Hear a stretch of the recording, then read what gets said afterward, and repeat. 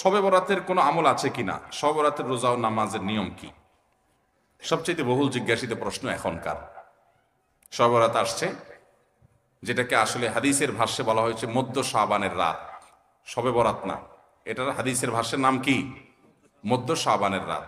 এই মধ্য শাবানের রাত বা মধ্য শাবানের রজনী, এই রাতে যেটাকে আমরা শবে বরাত বলি, এই রাতের নামাজের নিয়ম কি? কয় রাকাত পড়তে হবে, কোন রাকাতে কোন সূরা কতবার পড়তে হবে, এটা বহুল জিজ্ঞাসিত একটা প্রশ্ন। এবং এ ব্যাপারে আমরা অনেকে জানি যে শবে বরাতের নামাজে এত রাকাত পড়তে হবে, সেখানে সূরা কুল হু আল্লাহ ইখলাস এতবার পড়তে হবে, ইত্যাদি ইত্যাদি। লাইলাতুল কদর ছাড়া অন্য যে সমস্ত রাতের ফজিলত আছে, এর মধ্যে 10টা রাতের কথা আল্লাহ তাআলা শপথ করেছেন, ওয়াল ফাজরি ওয়া লায়ালিন আশর। সে 10টা রাত হলো জিলহজের প্রথম দশক। খবর নেই আমাদের দেশে মানুষের যে রাতগুলোর শপথ আল্লাহ কোরআনে করছেন, কত ফজিলতপূর্ণ, কিন্তু জিলহজের প্রথম দশকের রাতের কোনো বিশেষ ফজিলতের কথা আমরা কয়জনে জানি? যাই হোক, মধ্য শাবান রজনীর কথা আমরা বেশি জানি শুধু না, সবচেয়ে বেশি আমরা এ রাতে ইবাদত বন্দেগীর চেষ্টা করি। তো সবচেয়ে বেশি চেষ্টা তো হওয়া উচিত হলো লাইলাতুল কদরে। এর পাশাপাশি যদি কেউ মধ্য শাবানের রাতে আল্লাহ তাআলার ক্ষমা লাভের চেষ্টা করে, সেটা দর্শনীয় না, সেটা জায়েজ। এ রাতের এতটুকু ফজিলত অবশ্যই প্রমাণিত যে আল্লাহ রাব্বুল আলামিন এ রাতে হিংসুক ছাড়া, মুশরিক ছাড়া বাকি মানুষগুলোকে সাধারণ ক্ষমা ঘোষণা করেন। অতএব এ রাতের একেবারে কোনোই ফজিলত নেই, ব্যাপারটা সেরকম না।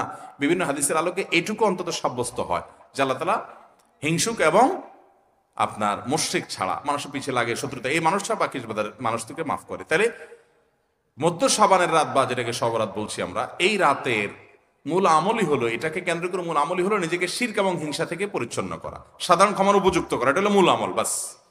এর বাইরে আপনি ক্ষমা লাভের জন্য যদি চেষ্টা করেন, সেটা কোনো দর্শনীয় বিষয় নয়। তবে এই রাতকে কেন্দ্র করে বিশেষ ফরম্যাটে নামাজ, রাত জেগে, তারপর বিশেষ ফরম্যাটে ইবাদত, এই সূরা এতবার, এই নামাজ এত রাকাত, এরকম কোনো কথা কোরআন হাদিসে বর্ণিত হয়নি। এগুলো আমরা মনগড়া বানিয়ে নিয়েছি। এবং যদি এরকম কোনো ফরম্যাট আমরা ঠিক করে নিয়ে সেভাবে ইবাদত করাটাকে আমরা এ রাতের আমল, শরিয়া সিদ্ধ আমল মনে করি বা সুন্নাহ আমল মনে করি বা কোন নির্দিষ্ট আমল মনে করি, তাহলে বেদাতে পর্যবেসিত হবে।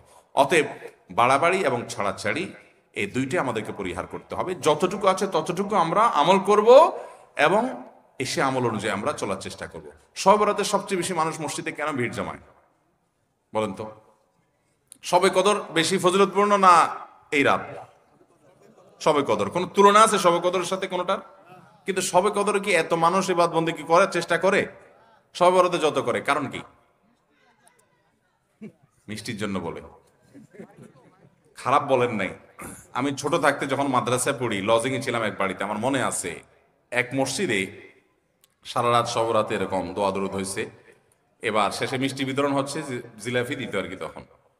তো জিলাপি দেওয়া হচ্ছে, তো এক আল্লাহর বান্দা তার যে জিলাপি দিচ্ছে সবাই দুটো দুটো করে দিচ্ছে, ভুলে তার একটা পড়ছে আর কি। পরে সেই জিলাপিটি নিয়ে এসে বাইরে ওই মুয়াজ্জিন বেচারার 14 গোষ্ঠী গালিগালাজ করতে করতে বলতেছে যে সারা রাত বেটা সবচেয়ে বেশি কানলাম আমি, আর দিছে আমার একটা। আল্লাহর কাছে এই নসিব চাই এই একটা জিলাপি নিয়ে পাইলাম। সে কানতে কানতে মুয়াজ্জিনকে গালিগালাজ করতে করতে যাচ্ছে। আমার ছোটবেলার ঘটনা। যাই হোক, তো মিষ্টির জন্য যায় না, এটা পুরোপুরি সঠিক না। এত অভাব পড়ে না যে সারা রাত মানুষ মসজিদে পড়ে থাকবে একটু মিষ্টি একটা প্যাকেটের জন্য, আমার মনে হয় না। আমার যেটা মনে হয়, সবচেয়ে বেশি মানুষ এ রাতে ইবাদত বন্দেগীর চেষ্টা করে, কারণ মানুষ মনে করে এ রাতে ভাগ্য নির্ধারণ হয়। অতএব এক রাতে ইবাদত বন্দেগী করে যদি সারা বছরেরটা ফাইনাল করে ফেলতে পারি, মন্দ কি? এই হলো মূল কাহিনী। আল্লাহ তাআলা আমাদেরকে বিশুদ্ধ পদ্ধতিতে ইবাদত বন্দেগী করার তৌফিক দান করুন। তাহলে ভাইরা আমার, মধ্য শাবানের রজনীতে আমরা আল্লাহ তাআলার কাছে ক্ষমার উপযুক্ত হওয়ার জন্য, হিংসা শিরক থেকে মুক্ত হওয়ার চেষ্টা করব। ক্ষমা পাওয়ার জন্য প্রচেষ্টা আমাদের থাকবে। কিন্তু ওই যে বেদাতি পন্থায় বিশেষ ফর্মে ঠিক করে ইবাদত, নামাজ, হালুয়া রুটি খায় মানুষ। হালুয়া রুটি কেন খায়? কেন খায় হালুয়া রুটি ভাই? সারা দেশে অনেক জায়গায় এখনো এটা হালুয়া রুটি ওই দিন বানাবে মানুষ। হালুয়া রুটিটা কেন হয় বলেন তো? বলে যে নবী সাল্লাল্লাহু আলাইহি সাল্লাম উহুদের যুদ্ধে তার দন্দান মুবারক শহীদ হয়েছে, এই জন্য উনি শক্ত খানা খাইতে পারতেন না, হালুয়া খাইতেন। এই জন্য আমরা হালুয়া খাই। আরে ভাই, নবী সাল্লাল্লাহু আলাইহি সাল্লামের দাঁত ভাঙছে প্রথম কথা ওটা শাবান মাসে ঘটেই নাই, ওটা পড়ছে আরেক মাসে। আপনি এটা এই মাসে আনলেন কোত্থেকে? আচ্ছা, তারপরে যদি ধরে নেই এই মাসেই হয়েছে, তো ওনার দাঁত ভাঙছে কাদের আঘাতে? মুশরিকদের আঘাতে, তাই না? আল্লাহর দুশমনদের আঘাতে। তো কাফেরদের আঘাতে দাঁত ভাঙাতে উনি হালুয়া খাইছে বলতেছেন, যদি এটার কোনো ভিত্তি নেই, বোগাস কথা। তারপরে ধরে নিলাম, তো আপনি ভালো দাঁত নিয়ে হালুয়া খাচ্ছেন কোন শরমে? আপনার বাপের একটা শত্রু আছে, আপনাদের ফ্যামিলির একটা শত্রু আছে, সে আপনার বাপের ধরে আচ্ছা ধরে মেরে ঠ্যাং ভেঙে দিছে। আপনার বাপ বেচারা ওই ভাঙা ঠ্যাং নিয়ে একটা লাঠি নিয়ে ভর করে করে খোড়ায় খোড়ায় উনি হাঁটেন, কারণ পা ভেঙে গেছে বেচারার। আপনি আপনার বাবার ওই যে শত্রু, যে আপনার বাপের পা ভাঙছে, ওই শত্রুর সাথে আপনার বিরাট দরম বরম দোস্তি, চা দোকানে আড্ডা ফাড্ডা মারেন, সব জায়গায় ঠিক আছে, কিন্তু বাড়িতে আইসা বাপের সামনে আপনি ভালো পাও নিয়া একটা লাঠি নিয়ে আপনি খোড়ায় খোড়ায় হাঁটেন। কেন? বাবার প্রতি সহমর্মিতা দেখা, যে আমার বাবার যেহেতু পা ভেঙে দিছে, এই জন্য বাবা খোঁড়া খোঁড়ায় হাঁটে, আমি এখন ভালো পাও নিয়া লাঠি নিয়ে খোঁড়ায় খোঁড়ায় হাঁটতেছি। কি বলেন? এই দৃশ্য যদি দেখে আপনার বাপে কি করবে? হাতের লাঠিটা দিয়ে বলবে, আমার পাও যা যাক, তোর আগে কয়টা বাড়ি দিবে বেয়াদব, তুই আমার ব্যাঙ্গাইতে আসছস? আমার পা ভাঙছে যারা, তুই পারলে তাদেরকে বিচারের আওতায় আনবি, তাদের একটা বিহিত করবি। সেটা না করে তার লগে তলে তলে তোমার সম্পর্ক, তুমি আসছো আমার এখানে নাটক করে আমার সহমর্মিতা জাহির করতে।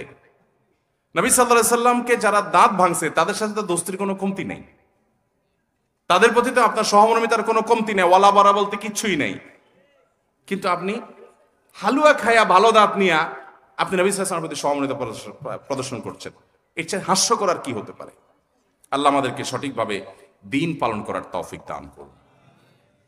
সবরাতে আসলে ওই যে আগে এক সময় আমরা দেখতাম পটকা ফুটতো, বাজি ফুটাইতো, যাক আলহামদুলিল্লাহ এগুলো পুলিশ প্রশাসনের নির্দেশনার কারণে থামছে। এরপরে ওই যে আতশবাজি করা, রাতে গোসল করা, অনেক তামাশা আমাদের সমাজে আছে সবরাতকে কেন্দ্র করে, শত শত বেদাতের আয়োজন এই রাতকে কেন্দ্র করে আছে। আল্লাহ আমাদেরকে এগুলো থেকে বেঁচে থাকার তৌফিক দান করুন। আমরা আল্লাহর কাছে ক্ষমা লাভের চেষ্টা করবো, আল্লাহ আমাদেরকে ক্ষমা লাভ করার, ক্ষমা পাওয়ার তৌফিক দান করুন। আঠা দিয়ে ইঁদুর মারা ও ইলেকট্রিক ব্যাট দিয়ে মশা নিধন করা কি জায়েজ আছে না হারাম? আঠা দিয়ে ইঁদুর মারার যে একটা সিস্টেম আছে আমাদের দেশে, এটা জায়েজ নাই, এটা কোন অবস্থাতে জায়েজ নাই। কারণ এটা খুবই মর্মান্তিক, এটা খুবই অমানবিক, এটা খুবই অমানবিক। কারণ আঠা দিয়ে ইঁদুর মারার এক দুইটা দৃশ্য আমি দেখেছি। এখানে যেটা হয়, ইঁদুর আঠার উপরে উঠে গেলে এরপরে দেখা যায় ওই অবস্থায় তার মৃত্যু হওয়ার আগ পর্যন্ত সে ওই আঠা থেকে তার নড়তে পারে না, ওই অবস্থা পড়ে থাকে। এবং যে ব্যক্তি ইঁদুর ধরার জন্য ফাঁদ আটছে আঠা দিয়ে, ওই ব্যক্তিও আর ওই ইঁদুরকে আঠা থেকে বের আলোক করতে পারে না। আলোক করতে গেলে চামড়া শরীর সব আলাদা হয়ে যায়, ছিঁড়ে যায় জীবন্ত। তো এতটা অমানবিক ভাবে তাকে হত্যা করার কোনো প্রয়োজন তো আপনার পড়ে নাই। আরো তো বহু পদ্ধতি আছে, তাকে আপনি হত্যা করেন, বিষ প্রয়োগ করে হত্যা করেন। যে প্রাণী আপনার উপদ্রব করে, আপনার কষ্ট দেয়, আপনি তাকে হত্যা করতে পারেন আপনার উপদ্রব থেকে বাঁচার জন্য, সেটা জায়েজ আপনার জন্য।